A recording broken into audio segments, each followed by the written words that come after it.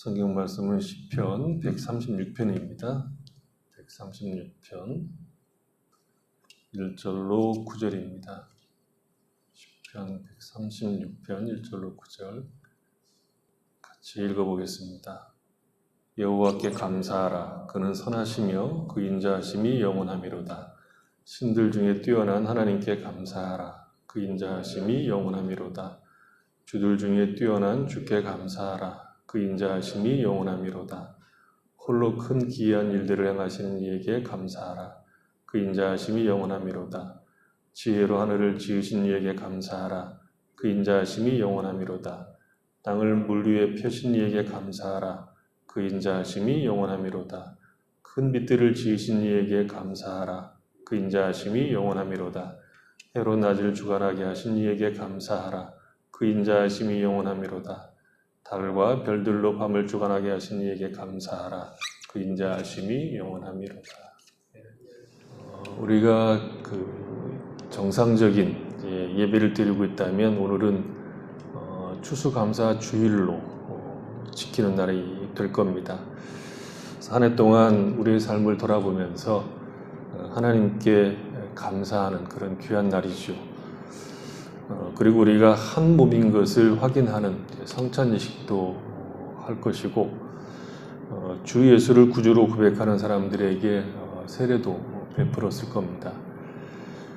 우리가 이 추수감사주일에 크게 행사를 하진 않았지만 그래도 약간 소란스러웠고 또 약간은 들떠있는, 그러면서도 한 해를 돌아보면서 하나님께서 우리에게 허락하신 은혜를 기뻐하고 감사하는 날이 오늘입니다. 이 모든 것을 우리가 자연스럽게 할 수 없다는 그런 지경에 있다는 것이 여전히 우리에게는 부자연스럽고 또 안타까운 그런 시기이기도 합니다. 일반적인 사람들의 삶도 서로 만나서 살아가는 것을 통해서 풍성해진다, 또 살만하다, 이런 것들을 느끼게 된다면 신자의 삶은 더더욱 그러합니다. 기독교 신앙을 풍성하게 하는 것들이 하나님을 예배하고 또 말씀을 보고 기도를 하고 주께서 주시는 은혜 안에서 살아가는 것을 통해서 오는 것이지만, 성도의 거룩한 교제 역시 우리를 풍성하게 하고 자라가게 하는 귀한 요소입니다. 그래서 사도신경을 보면 우리가 신앙으로 고백하는 엑기스만 딱 모아놓은 사도신경을 보면 거룩한 공교회와 성도가 서로 교통하는 것을 믿습니다, 이렇게 고백을 하죠. 신앙의 핵심으로 고백하고 있는 사도신경, 그 짧은 사도신경 안에 성도가 서로 교통하는 것을 고백하고 있죠. 그만큼 성도의 교통함이 우리의 삶을 풍성하게 한다, 그리고 자라가게 한다라고 말하고 있는 것이죠. 지금 우리는 성도가 서로 교통하는 것이 완전히 단절된 것은 아니지만 온전치 못하는 것은 사실입니다. 성도의 삶은 성도가 서로 교통하는 것을 빼고 논할 수가 없죠. 그래서 우리는 이런 사태 속에서 우리를 구원하여 주시기를 간절히 기도해야 되고, 하나님께서 다시 우리가 서로 만나서 주님을 섬기는 그날이 오기까지 우리에게 허락한 수단들을 통해서 성도와 서로 교통하기를 힘써야 합니다. 가장 좋은 것은 우리가 함께 모여서 예배를 드리는 것이고, 얼굴을 맞대고 삶을 나누는 것을 통해서 우리의 삶이 풍성해지는 것인데, 그날을 하나님께서 속히 허락해 주시기를 열심을 다해서 기도할 수 있기를 바랍니다. 오늘은 추수감사 주일을 이렇게 맞이해서 하나님께 우리가 무엇을 감사할 수 있을까? 또 하나님을 감사할 때 무엇 때문에 감사할 수 있을까? 하는 것들을 생각해 보려고 합니다. 우리가 이상하고 또 경험하지 못한 한 해를 보내고 있기 때문에 감사할 일이 이렇게 많이 있을까 하는 싶은 생각도 들지요. 어리버리하게, 어리둥절하게 한 해를 보내고 있어서 우리의 인생을 정리하는 데 힘들고, 하나님 앞에 감사할 것이 무엇이 있을까 하는 것도 쉽게 정리가 되지 않을 것 같은 생각이 듭니다.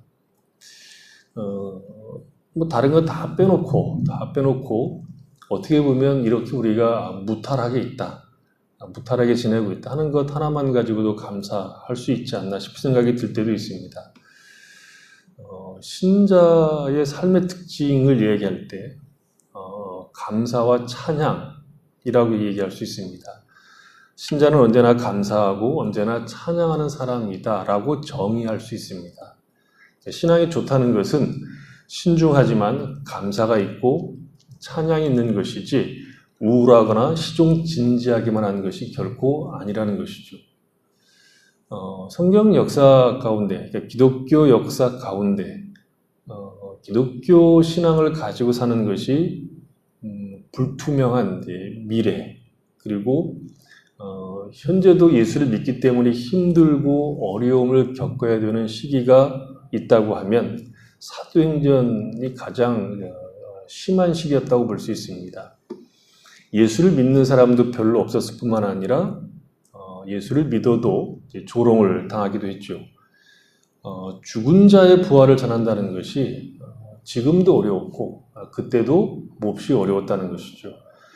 예수를 믿는다는 것이 쉽지 않은 그런 시대에 사도들의 삶을 보면 비장한 얼굴을 하고 살았을 것 같지만 감사와 기쁨, 찬양이 그들의 모습이었습니다.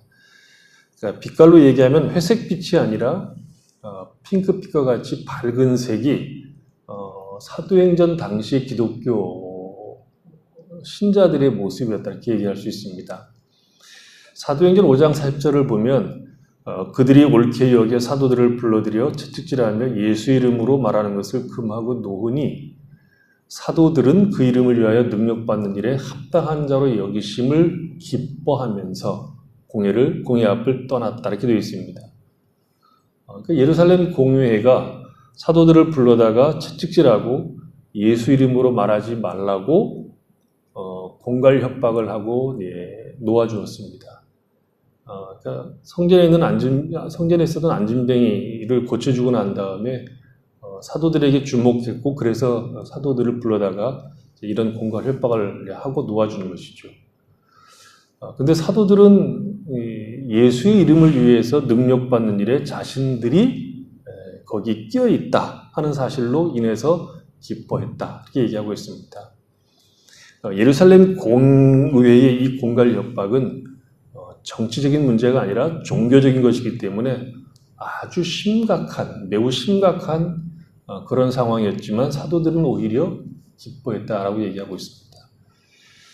더 이상한 것은 사도행전 16장에 기록되어 있죠. 사도행전 16장에 보면 무리가 22절인데 무리가 일찍 일어나 고발하니 상관들이 옷을 찢어 벗기고 매로 치라 하여 많이 친 후에 옥에 가두고 간수에게 명하여 든든히 지키라 하니 그가 이러한 명령을 받아 그들을 깊은 옥에 가두고 그 발을 착고에 든든히 채웠더니 한밤중에 바울과 실라가 기도하고 하나님을 찬송하며 죄수들이 듣더라. 이에 갑자기 큰 지진이 나서 옥터가 움직이고 문이 다 열리며 모든 사람의 매인 것이 다 벗어진지라 되어 있습니다.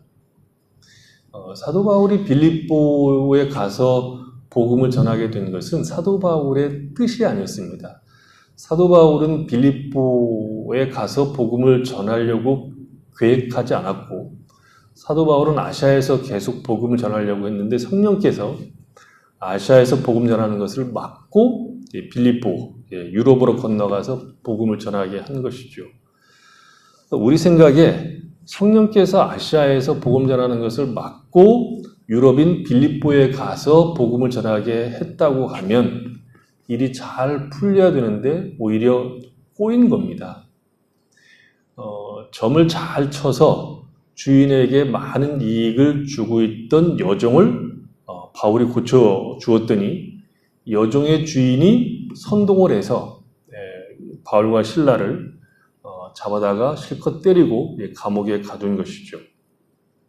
억울하죠. 가라고 해서 자기가 간 것도 아니고 가라고 해서 왔더니 실컷 두들겨 맞고 감옥에 왔으니까 속도 상할 것이고 야속하다는 생각이 들겠죠.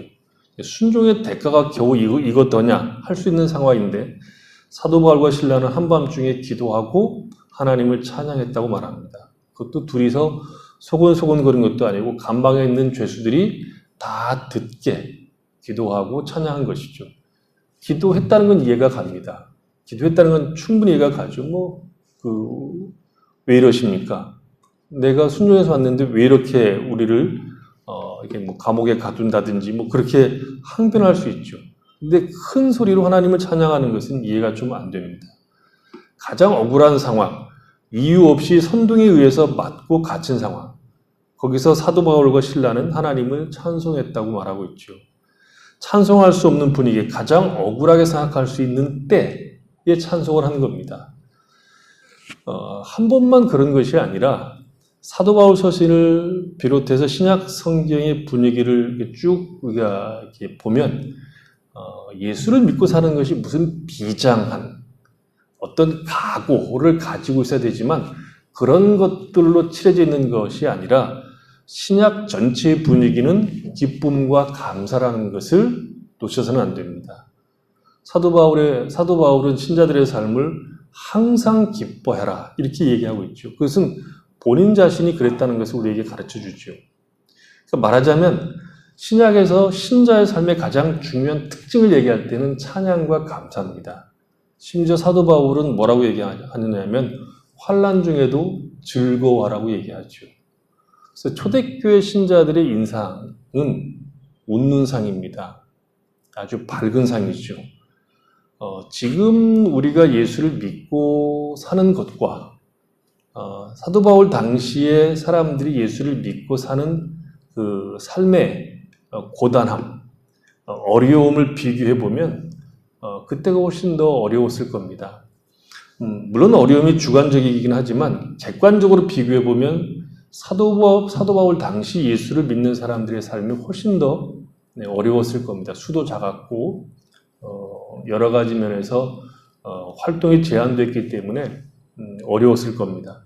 근데 사도 바울이나 베드로는 신자의 삶은 우중충한 것도 아니고 비장한 각오로만 사는 것이 아니라 기쁨의 삶이라고 얘기합니다. 주 안에서 항상 기뻐하라는 것이고 환난 중에서도 즐거워하라는 것이고 너희가 시험으로 인해서 잠깐 근심할 수 있지만 오히려 크게 기뻐할 수 있는 것이 신자의 삶이라고 이야기를 합니다. 그러니까 사람의 눈으로 보면 기뻐할 일이 없고 감사할 조건이 별로 없어 보이죠. 탄식과 한숨으로 인생길을 걸어야 마땅한 조건인데도 불구하고 감사가 있고 찬송이 있는 삶을 사는 것이 신자입니다. 그러니까 신자란 이 세상에서 유일하게 참된 감사를 할 수 있고 하나님을 기뻐하고 노래할 수 있는 유일한 사람들입니다. 그렇게 어려운 상황과 조건 속에서도 기뻐하고 감사하는 것을 보고 사람들이 묻는 것이죠. 어떻게 그렇게 살 수 있는지를 묻는 겁니다. 어찌 두들겨 맞고 감옥에 있으면서 하나님을 찬송할 수 있는가? 오늘날과 같이 이런 불투명한 시대, 암흑한 시대, 들려오는 소리들은 그렇게 별로 유익하지 못한 그런 시대, 소망이 없어 보이는 시대에 신자들은 그럼에도 불구하고 감사하고 하나님을 찬양하는 자들입니다. 감옥과 같은 세상이지만 신자는 거기에서 하나님으로 인해서 감사하고 찬양하고 기도하는 자들입니다. 그것으로 예수를 믿는 사람들이 가지고 있는 능력이 무엇인가를 드러내는 것, 그것이 우리의 삶이죠. 그렇게 찬양할 수 있는 이유에 대해서 오늘 시편에서는 세 가지로 정리해서 이야기하고 있다라고 저는 봅니다. 가장 기본적인 것은 이 시편 136편에서 가장 기본적인 것은 그의 인자하심이 영원하미로다. 그래서 하나님을 찬양하죠. 하나님께 감사하고 있습니다. 그의 인자하심이 영원하다는 말이 이 시편 전체를 지배하고 있습니다. 하나님의 인자하심이 하나님께 감사하는 중요한 조건이죠. 하나님의 인자하심이라고 하는 것은 이 시편뿐만 아니라 구약성경 전체를 통해서 하나님이 어떤 분이신가를 설명하는 내용입니다. 인자하심이라고 하는 것은 하나님의 자비 혹은 친절, 그의 백성들을 향한 하나님의 성품, 성품이라고 말할 수 있죠. 그러니까 언약을 맺은 백성을 향한 하나님의 친절, 하나님의 자비가 인자하심입니다. 구약성경 전체는 이 하나님의 인자하심이 두드러지게 나타나고 있습니다. 그러니까 언약을 맺은 백성을 향한 하나님이 어떠한 태도를 갖고 있는지, 얼마나 자비로운지, 얼마나 친절한가를 충분히 보여줍니다. 출애굽기 34장 6절에 보면 하나님께서 당신을 이렇게 계시하십니다. 하나님, 내가 누구냐, 내가 어떤 하나님이냐 하는 것을 하나님 당신 스스로 우리에게 계시하시는데 이렇게 계시하시죠. 여호와께서 그의 앞으로 지나시며 선포하시되 여호와라 여호와라 자비롭고 은혜롭고 노하기를 더디하고 인자와 진실이 많은 하나님이라. 이렇게 하나님이 자신을 계시하십니다. 그러니까 하나님이 당신이 어떤 분인가를 우리에게 설명해 줄 때 자비롭고 은혜롭고 노하기를 더디하고 인자와 진실이 많은 하나님이라 이렇게 얘기하죠. 이 계시의 내용은 무슨 뜻인가 하면 하나님께서 계시하신다는 것은 하나의 정보, 하나님은 이런 분이다라고 정보를 제공하는 것이 아니라 언약을 맺은 백성에게 하나님은 은혜롭고 노하기를 더디하고 인자와 진실로 대하신다는 뜻입니다. 이런 분이라는 것을 알아라, 이런 분이라는 것을 알아라가 아니라 내가 너희들을 대할 때 자비롭고 은혜롭고 노하기를 더디하고 인자와 진실로 대한다. 그런 뜻입니다. 이 계시의 뜻이. 그래서 에레미야 33장 11절에 보면 이렇게 나옵니다. 즐거워하는 소리, 기뻐하는 소리, 신랑의 소리, 신부의 소리와 및 만군의 여호와께 감사하라. 여호와는 선하시니 그 인자하심이 영원하다 하는 소리와 여호와의 성전에 감사제를 드리는 자들의 소리가 다시 들리리니 이는 내가 이 땅에 포로로 돌려보내 지난날처럼 되게 할 것임이라. 여호와의 말씀이라. 그러니까 여호와의 인자하심이 그의 백성들을 포로로 잡혀간 땅에서 돌아오게 하셔서 다시 하나님을 섬기게 하실 거라고 얘기하고 있습니다. 그러니까 징계를 받아 포로로 잡혀간 그의 백성들을 향한 하나님의 인자하심이 영원하다는 것을 우리에게 보여주는 거죠. 포로로 잡혀간 것이 징계지만 버린 것도 아니고 잊어버린 것도 아닌 하나님의 징계 속에서 그의 백성들을 향한 하나님의 인자하심을 드러내고 있다는 것이죠. 그러니까 언약의 백성들에게 하나님은 하나님의 사랑을 신실하게, 자비롭게, 친절하게 베푸시는 분이라는 것이죠. 이스라엘 백성들의 실패와 죄에도 불구하고 언약을 신실하게 지키시는 하나님, 계시한 그대로 노하기를 더디하고 은혜롭고 인자와 자비를 더하시는 하나님의 모습을 그렇게 나타낸 겁니다. 그 이야기가 가득 찬 것이 구약 이야기입니다. 그래서 구약 이야기는 하나님께서 죄진 이스라엘 백성들을 벌하는 것이 주가 아니라 그 가운데도 하나님께서 그 언약을 어떻게 성취해 가시는가를 보여주는 내용들로 가득 찬 내용입니다. 그래서 구약은 하나님의 인자하심이 넘치게 나타납니다.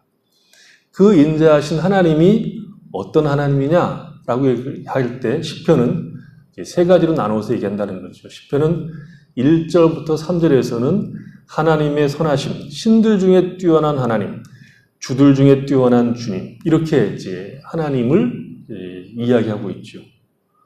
오직 하나님만 그의 백성들에게 인자를 베푸시는 분인데 그분은 신들 중에 뛰어난 하나님, 주들 중에 뛰어난 주님이라고 얘기하고 있죠.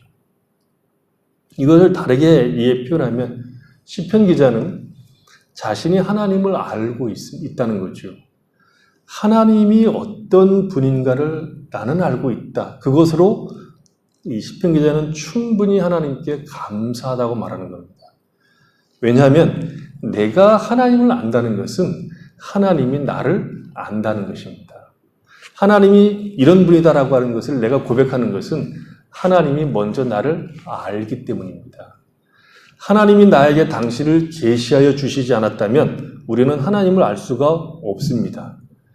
계시하여 주셨다는 것은 정보를 알려주고 네가 그 정보를 취사 선택해서 믿든지 말든지 하라는 것이 아니라 우리로 하여금 하나님을 알도록 하셨다는 것이 계시의 본뜻입니다.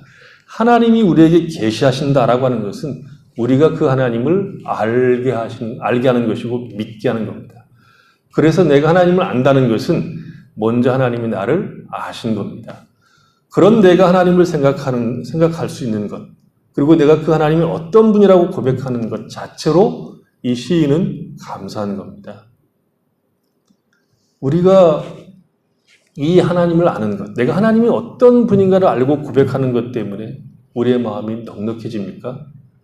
하나님이 나를 아시고 내가 하나님을 아는 것 때문에 우리 인생은 참으로 넉넉해질 수 있고 참된 소망 가운데 살아갈 수 있는 능력을 얻게 됩니다.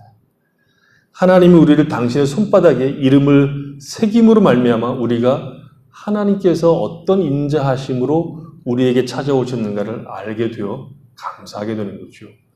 그래서 우리가 하나님을 생각할 수 있는 것, 하나님을 바라보게 된 것, 그것 자체로 우리에게는 놀라운 일이요 감사할 수밖에 없는 내용입니다. 인생의 불행이 무엇입니까? 하나님을 모른다는 겁니다. 인생의 불행은 하나님을 생각하지 않는 것이고 하나님을 생각할 수 없는 것이 인생들이 안고 있는 가장 큰 불행입니다. 그런데 우리는 하나님을 압니다. 하나님이 어떤 분인가를 압니다. 신들 중에 신이요 모든 주들 중에 뛰어난 주님인 것을 우리는 압니다. 어떤 것과 비교할 수 없는 그 하나님을 우리가 압니다. 그렇게 하나님을 아는 것은 하나님이 나를 먼저 아셨기 때문입니다. 그래서 우리가 하나님이 어떤 하나님이라고 고백할 수 있는 것 자체가 감사할 수밖에 없는 것이고 인생에게는 가장 큰 복을 허락받고 있는 것입니다. 하나님이 나를 알고 내가 하나님을 아는 것만큼 우리에게 큰 감사의 조건도 없다 하는 것이 첫 번째고, 두 번째는 그 인자하신 하나님이 무엇을 하셨는가 하면 시인은 4절부터 하나님은 창조하신 분이고 섭리하시는 분이라고 우리에게 가르쳐 줍니다. 4절 보십시오. 홀로 큰 기이한 일들을 행하신 이에게 감사하라. 그 인자하심이 영원하미로다.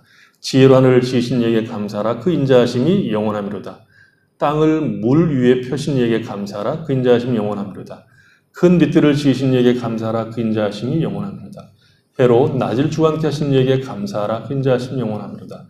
달과 별들로 밤을 주관하게 하신 이에게 감사하라. 그 인자하심이 영원하미로다.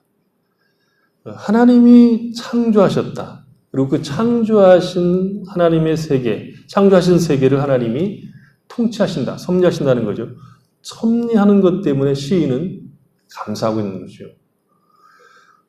창조하셨다, 그리고 창조하신 세상을 통치하신다, 섭리하신다는 것은 하나님이 멀리 계신 분이 아니라 우리와 함께 하신 분이라는 뜻입니다. 창조주로서 하나님은 우리와 본질적으로 다른 분이심에도 불구하고 우리와 떨어져 우리와 관계를 맺지 아니하는 분이 아니라 창조하시고 섭리하심으로 우리와 함께 하신다라고 얘기하고 있습니다. 하나님은 자족하신 분이죠. 하나님의 성품 가운데 중요한 게 자족입니다. 하나님은 다른 무엇이 있어야 비로소 완전해지고 채워지고 만족하시는 분이 아닙니다. 그러니까 하나님이 만족하고 하나님 당신에게 부족한 무엇인가를 채우시려고 창조한 것이 아닙니다. 창조 세계가 없어도 하나님은 스스로 자족하신 분입니다. 만족하신 분입니다.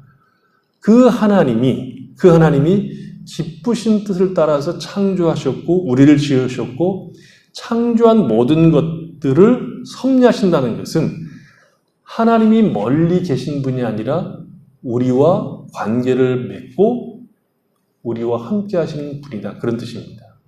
그래서 창조하셨다는 것은 그의 뜻과 목적이 있고 그의 뜻과 목적을 따라 우리의 역사가 인도되어 간다는 것이 섭리입니다. 그러니 하나님은 멀리 계신 분이 아니라 우리 가운데, 우리의 삶 가운데 찾아오시는 분입니다. 그래서 히브리서 기자는 믿음을 고백할 때 이렇게 얘기하죠. 히브리서 11장에 보면 6절에 믿음이 없이는 하나님을 기쁘시게 하지 못하나니 하나님께 나아가는 자는 반드시 그가 계시는 것과 그가 자기를 찾는 자들에게 상 주시는 이심을 믿어야 할지니라. 이렇게 얘기했습니다.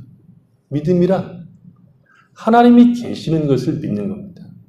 하나님이 창조하시고 섭리하시는 분인 것을 믿는 것이고 하나님은 자기를 찾는 자들에게 상 주시는 분인 것을 믿는 겁니다. 하나님은 우리로 말미암아 채워지는 분이 아님에도 불구하고 마치 우리로 인해서 채워주는 분인 것처럼 홀로 존재하지 않고 우리를 찾아오시고 우리를 만나주시며 우리와 관계하시며 함께하시는 분입니다. 하나님은 당신이 창조하신 세상과 당신이 재창조하신 그의 백성들을 기뻐하고 그들과 함께하시며 당신의 뜻과 목적을 이루어 나가시는 그런 분입니다. 그것을 지금 시인이 보고 하나님께 감사한 거죠. 가만히 생각해 보십시오. 하나님이 세상을 지으신 그 세상과 우리를 버려두시지 않고 우리를 당신의 뜻과 목적을 향해서 나갈 수 있도록 통치하시는 분이라는 것을 믿는 것만큼 큰 이유가 없습니다. 이렇게만 설명하면 가슴에 많이 와닿지 않으니까 이렇게도 볼 수 있습니다. 이 하나님을 이렇게 고백하는 것으로 정리해 볼 수 있습니다. 하나님은 하늘에 계신 우리 아버지십니다. 우리 아버지신데 하늘에 계신 분입니다. 땅에 있는 아버지와 다른 하늘에 계신 분인데 우리 아버지입니다. 땅에 있는 우리와 무관하신 분이 아니라 우리의 아버지이십니다. 인자하심이 영원하신 하늘에 계신 우리의 아버지. 그분이 하나님이십니다. 그것보다 더 깊은 관계가 어디 있습니까? 우리는 그의 자녀라. 우리가 하나님 앞에 나가서 하늘에 계신 하나님 앞에 나가서 하늘에 계시지만 우리 아버지라고 부를 수 있는 관계 속에 있다는 거죠. 그게 지금 여기에 나와 있는 내용으로 정리할 수 있습니다. 창조하시고 섭리하시는 그 하나님은 우리에게 하늘에 계신 아버지로 부르도록 허락하신 분이십니다.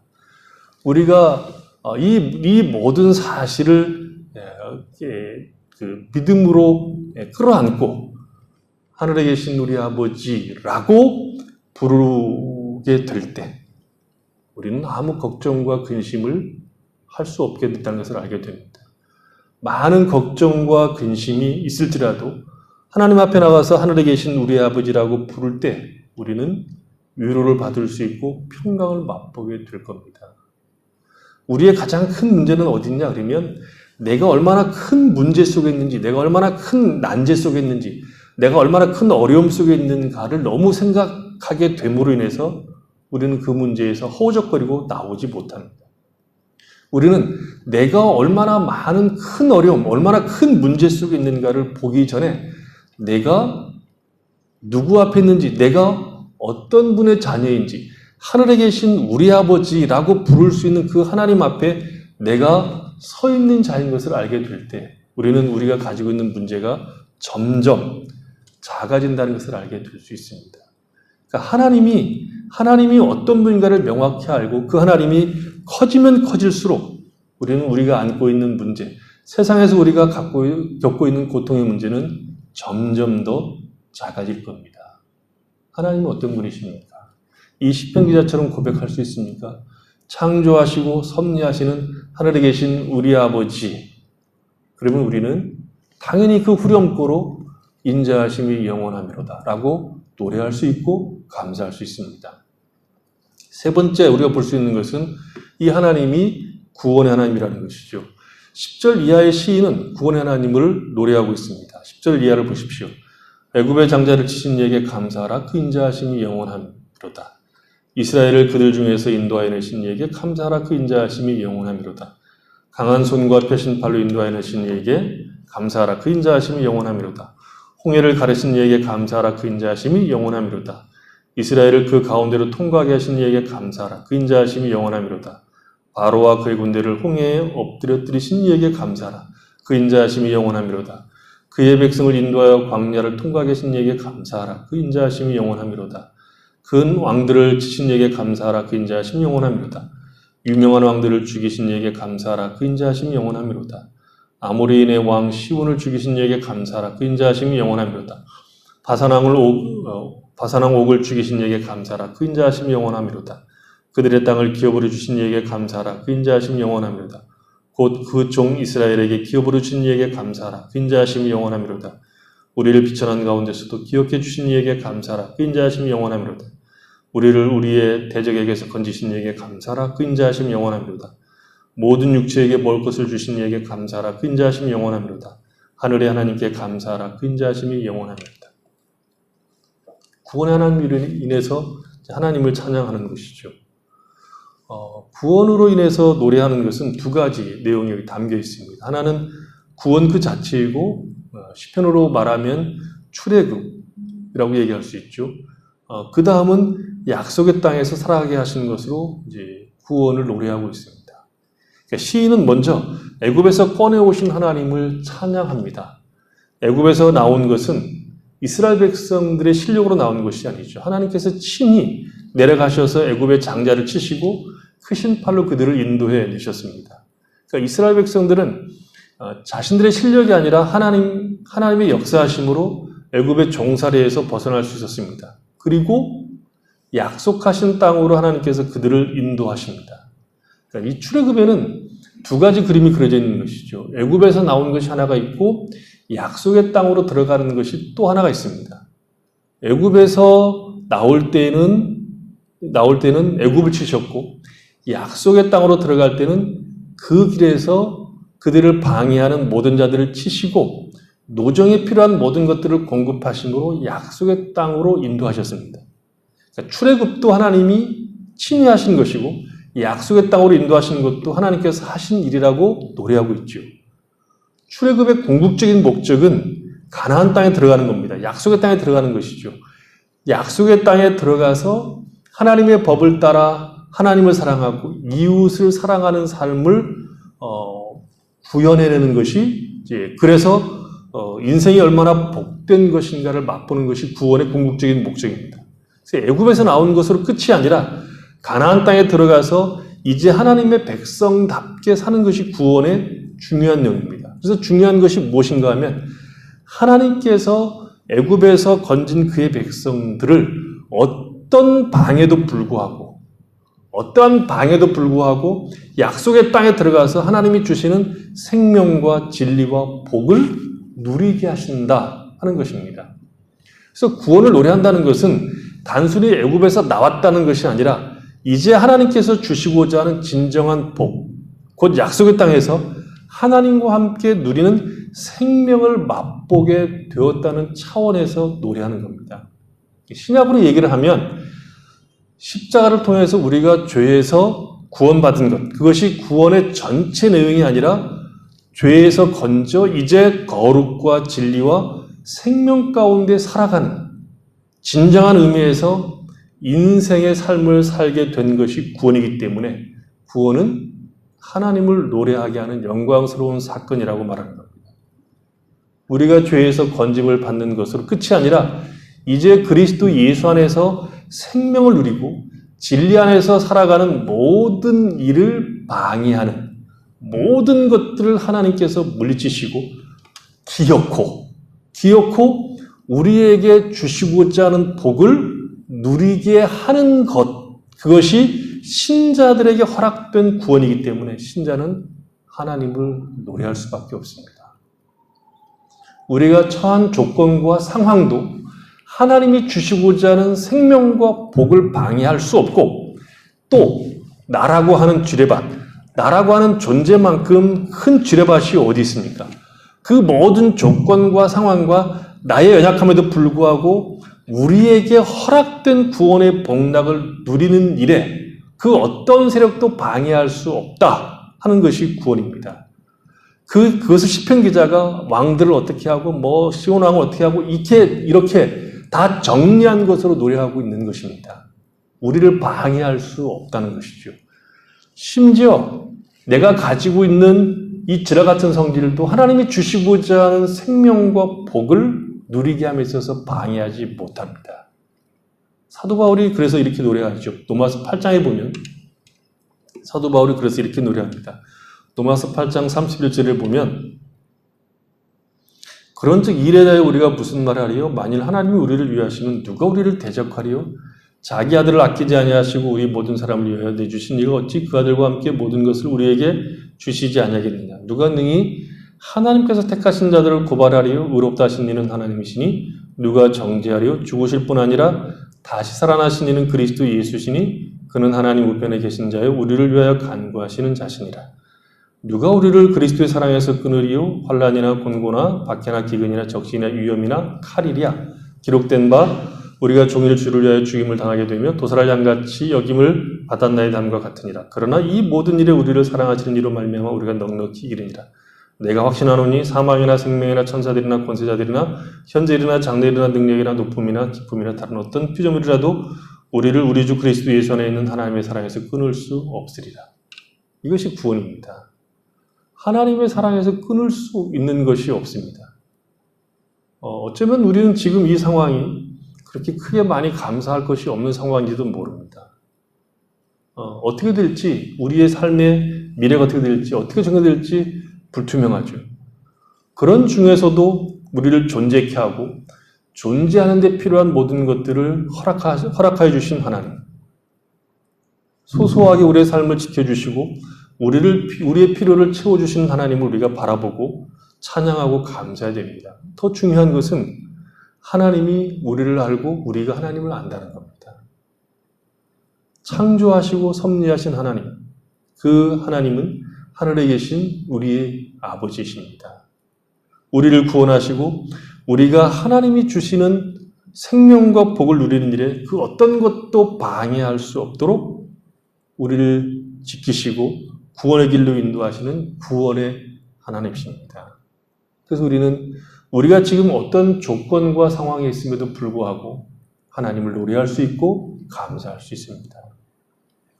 현실을 회피하자는 것이 아니라 우리가 있는 그 자리까지 찾아오시는 하나님.